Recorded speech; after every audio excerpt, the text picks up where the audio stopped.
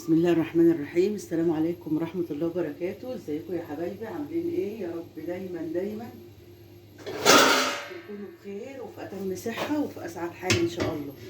نعمل النهارده مع بعضنا بقى الكشري المصري اللي ما فيش زيه بصراحة، مشهورين بيه في مصر يعني.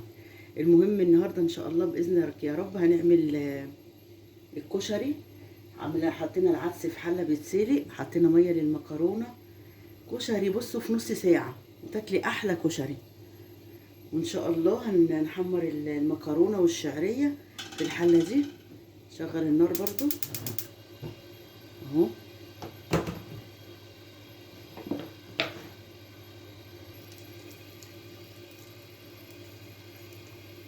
يا حبايبي هنحمر المكرونه دي، مكرونه صغيره اهي، نحمرها الاول.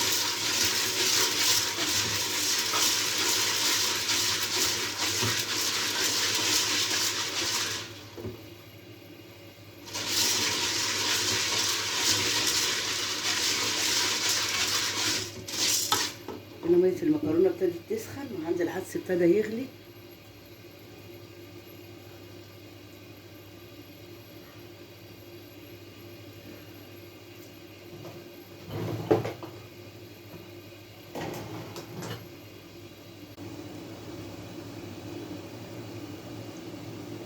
ادي يا حبايبي ميه المكرونه ابتدت تغلي، نحط لها شويه زيت كده،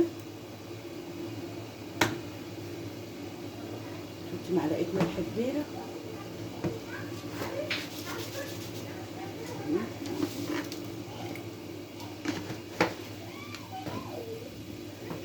عندي المكرونه دي احمرت، حطيت الشعريه بصوا، هديلها النار عشان دي تاخد لون، دي متبقاش فاتحه وغامقه، يبقوا الاتنين لون بعض. حطيت بالمناسبه، حطيت للعدس هنا كام فص توم كده، خرطتهم وحطيتهم يستووا مع العدس. واحط برضو للعدس شويه ملح وشويه كمون. كمون اهو،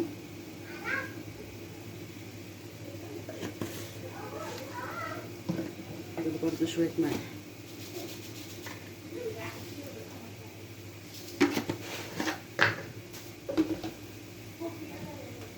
المكرونه الميه بتاعتها غليت اهي، نحط المكرونه بتاعتنا.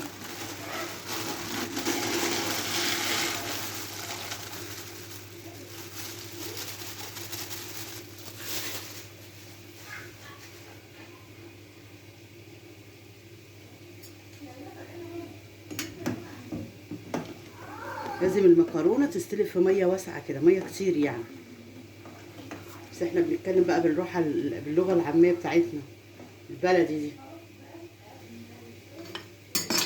ادينا معاها بقى لما تتسلق ومع الشعريه بتتحمر.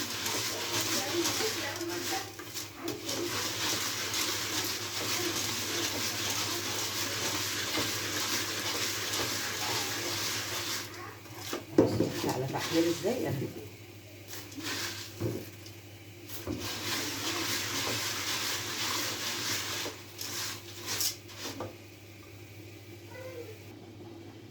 ادي يا حبايبي المكرونه والشعريه اتحمروا، نحط الرز بتاعنا اهو.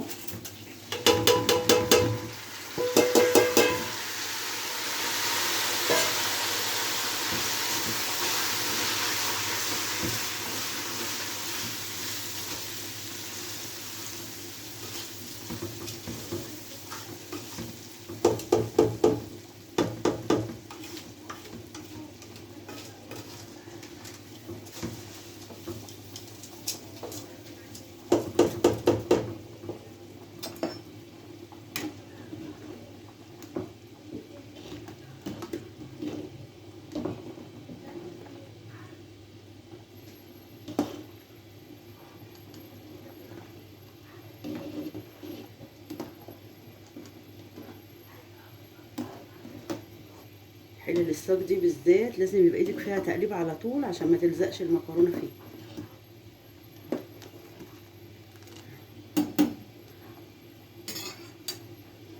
حاطين الرز هنا مع الشعريه والمكرونه.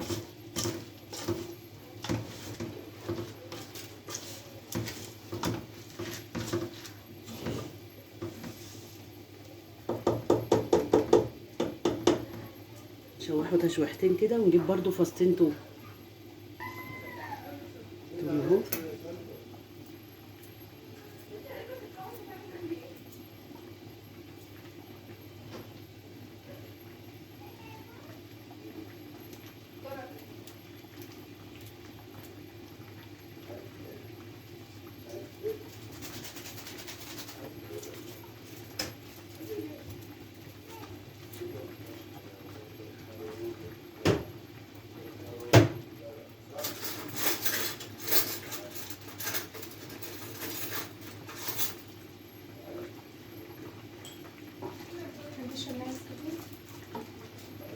متشكرين. هتعملي لنا نسكافيه واحنا لسه ما كلناش، احنا بنعمل الكشري اهو. انا مش عارفه في ايه، ما بفوقش من النوم، مش عارفه فوق، هموت.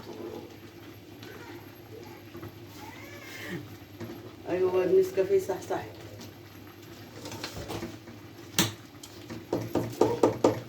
السهر هو اللي عامل معانا كده. حاطين اهو كمون.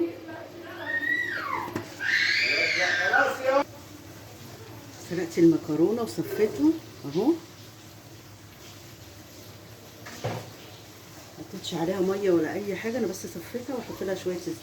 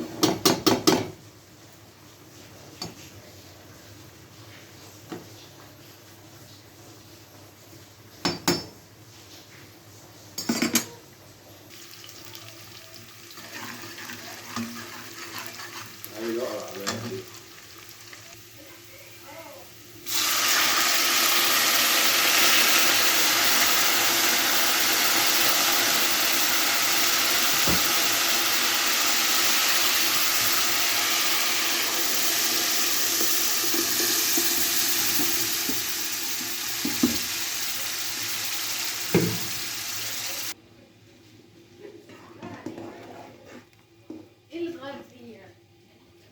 طول شويه كمان زياده. نعمل بقى الدقه اهو. نعصر الليمون،